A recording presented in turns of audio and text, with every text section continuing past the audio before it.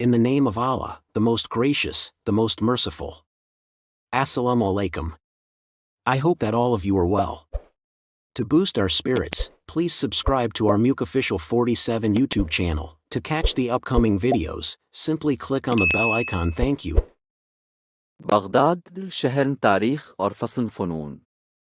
Baghdad, जो अपने हुकूमतों, फ़नून और तारीख़ी मकामात के लिए मशहूर है, 1000 साल से ज़्यादा के अरसे से मशरिक़ वस्ती के दिल का दिल है।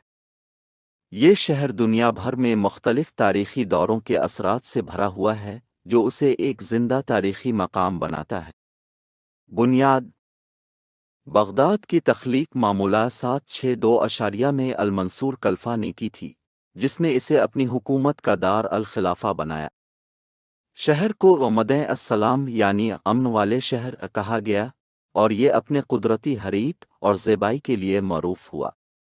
कदम बवक्त बगदाद ने दौरान खिलाफत में अपनी ज़िंदगी के दौरान बेहतरीन दिन दे, जब ये इस्लामी दुनिया की ज़ेबाई, फ़िक्री इंतज़ामात और फ़नून के लिए मशहूर था। यहाँ उलमा, शायर, फ़लासफ़े और मौसीकारों ने अपनी फ़िक्री और फ़नवनी छाप छोड़ी, जो आज तक इस्लामी फ़नून में भरा पड़ा है। हुकूमतें और इम्पीरियल सियासत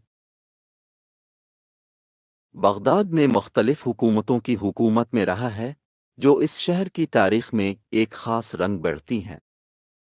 हर सल्तनत ने इस शहर को अपनी तर्ज़ हुकूमत और ज़िंदगी के लिए मामूली बनाया। मग़रिबी दुनिया में मशहूर इब्न बतूता की बगदाद में आने वाले एक साल को देखते हुए भी हुकूमतें एक दूसरे से मुत्तफ़िक़ नहीं होतीं।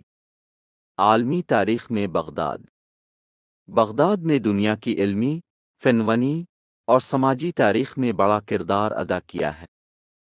हुकूमतों ने इस शहर को मुआसरत का मरकज़ बनाया, जहाँ फ़िलासफ़ा और उलमा ने अपनी फ़िक्री और इल्मी राहों को पेश किया। तख़रीबत मुतअद्दिद हरूब और तख़रीबत के बावजूद बगदाद ने ख़ुद को दोबारा बनाने का परवाह किया है।